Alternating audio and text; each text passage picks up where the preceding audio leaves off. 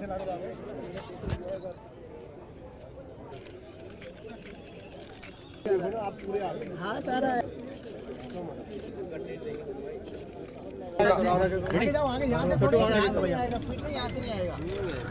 तरीके से सर पहलगाम में अटैक हुआ, कई जो वहाँ पर सैलानी गए थे उनकी मौत हो गई है, किस तरीके से संवेदना क्या कर रहा भाई? देखिए, कश्मीर के इतिहास में हमने कभी नहीं सुना कि जो टूरिस्ट होते हैं उनके ऊपर उग्रवादी हमला हो। हमने हमेशा जब भी वहाँ पे जानकारी ली, लोगों ने ये कहा क्योंकि कश्मीरी लोकल लोगों का पूरा रोजगार कश्मीर में आने वाले टूरिस्ट के ऊपर आधारित होता है। वहाँ एक ही इंडस्ट्री है जिस पे उन सब के रोजगार हैं, वो है टूरिज्म इंडस्ट्री। लिहाजा वहाँ पे कभी भी टेररिस्ट ने टूरिस्ट के ऊपर अटैक नहीं किया। ये पहली बार है कि टूरिस्ट के ऊपर अटैक हुए और इतनी बड़ी तादाद के अंदर हिंदुस्तान भर के अलग अलग राज्यों से आए हुए लोगों की वहाँ पे निर्मम हत्या की गई। वो लोग सब बेकसूर थे और उन सबको संवेदना देने के लिए और उनको बताने के लिए कि उनके परिवार वालों के साथ पूरा का पूरा देश आज खड़ा हुआ है।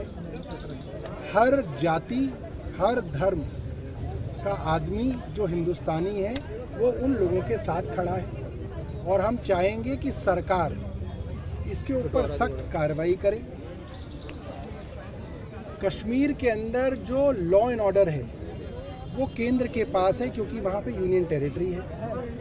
भारत की इंटरनल सिक्योरिटी भी केंद्र सरकार के पास है और मैं देख रहा हूँ 2014 से आज 2025 हो गया, कोई एक साल ऐसा नहीं गया 14 हो, 15 हो, 19 हो, 20 हो, 21 हो, 22 हो, 23 हो, 24 हो, 25 हो, जिसमें कोई बड़ा उग्रवादी हमला ना हुआ हो।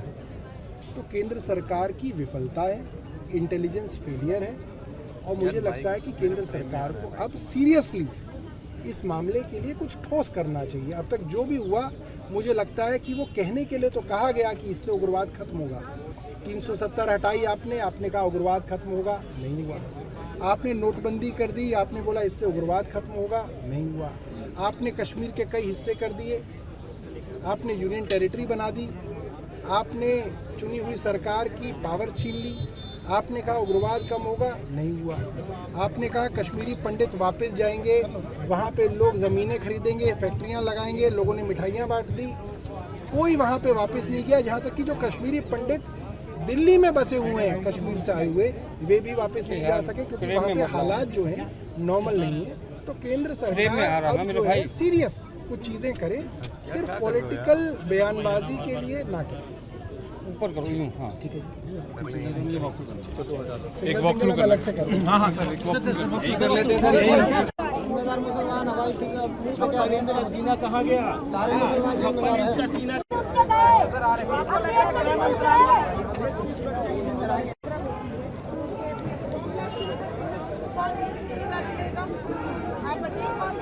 और ये जो कांड हुआ है इसकी जिम्मेदारी कौन ले?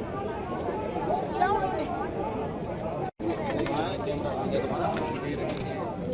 प्रार्थना कर रहे हैं शांति मिले जिन लोगों की इस हादसे में इकट्ठा हुआ है कश्मीर के अंदर।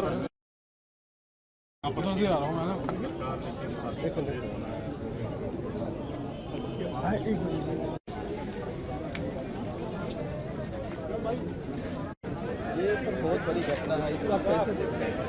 देखिए, ये बहुत ही दुर्भाग्यपूर्ण है। इतनी बड़ी घटना हुई है, इसको देश बिल्कुल गुस्से में है, बिल्कुल बर्दाश्त करने वाला नहीं है। आज आम आदमी पार्टी की तरफ से जंतर मंतर पर कैंडल मार्च रखा गया था श्रद्धांजलि के तौर पर। जो लोग इस घटना में शहीद हुए हैं, जो लोग मारे गए हैं, जो लोग घायल हैं, उन सब के परिवार वालों को सांत्वना हम सबकी है। हम लोग बहुत दुखी हैं और ये मांग करते हैं कि जो लोग भी दोषी हों उनके खिलाफ कठोर से कठोर कार्रवाई हो। 2014 के बाद जब से केंद्र में भारतीय जनता पार्टी की सरकार बनी है, तब से लगातार हर साल इस तरीके की घटनाएं कश्मीर के अंदर हो रही है। नोटबंदी लेकर आया गया केंद्र सरकार द्वारा और कहा गया कि अब आतंकवाद की कमर तोड़ दी जाएगी, आतंकवाद पर लगाम लगेगा। बाद में 370 हटाया गया कहते हुए कि आतंकवाद को ख़त्म किया जाएगा। केंद्र शासित प्रदेश बनाया गया, कई टुकड़े किए जम्मू कश्मीर के। उसके बाद भी इतनी बड़ी घटना और केंद्र सरकार को पता नहीं। ये पूरी तरीके से सुरक्षा में चूक है और हम ये मांग करते हैं कि अब देश को पूर्णकालिक यानी पूर्ण रूप से जो 24 घंटे काम कर सके देश के लिए, वैसा गृह मंत्री चाहिए। हमारे गृह मंत्री अधिकतर समय राजनीतिक रैलियों में व्यस्त रहते हैं, उसका भी शायद नतीजा हो सकता है, क्योंकि अब देश को ऐसा गृह मंत्री चाहिए जो पूरी तरीके से देश के जो इंटरनल सिक्योरिटी उस पर नज़र रख सके और इस तरीके से जो भी घटनाएं घट रही हैं वो दोबारा घटित ना हो। हम सारे लोग यहाँ पर जो परिवार है, जो इस पूरे घटना में शामिल परिवार है, उसके लिए संतावना व्यक्त करने आए हैं और हम ये मांग करते हैं कि कठोर से कठोर कार्रवाई हो। जम्मू एंड कश्मीर ये बहुत बड़ी हादसा घटना है, इसको आप कैसे देखते हैं? देखिए, आज हम सब लोग जंतर मंतर पर आज कैंडल मार्च हमने किया। मुझे लगता है कि इस तरह के कायराना हमले से आज पूरे देश गुस्से में है, दिल को झकझोरने वाली ये घटना है। मुझे ये लगता है कि ये घटना का मुंहतोड़ जवाब देने का वक्त आ गया है और आज हम ना केवल उन सभी जिनकी शहादत हुई उनके लिए श्रद्धांजलि दे रहे हैं, बल्कि ये रिक्वेस्ट कर रहे हैं हम सब लोग केंद्र सरकार से कि अब समय आ गया है, पूरा देश साथ में है, सभी पार्टियां साथ में हैं, मुंहतोड़ जवाब चाहिए ताकि इस तरह की कायराना हरकत करने वालों का रूह कांप जाए। क्योंकि बार बार प्रधानमंत्री कहते आ रहे हैं, पहले कहा कि नोटबंदी बंद हो जाएगी, आतंकवादी घटना रुक जाएगी, 270 हट जाएगा, आतंकवादी घटना रुक जाएगी, लेकिन ये तो बढ़ता ही जा रहा है। ताकि इतनी हिम्मत कहाँ से आ रही है और सुरक्षा में चूक कहाँ से हो रही है? मैं उम्मीद करता हूँ कि इस पर केंद्र सरकार ठोस कदम लेगी ताकि आगे से इस तरह की घटना करने वालों का रूह कांप जाए। इधर आ जा, इधर आ जा।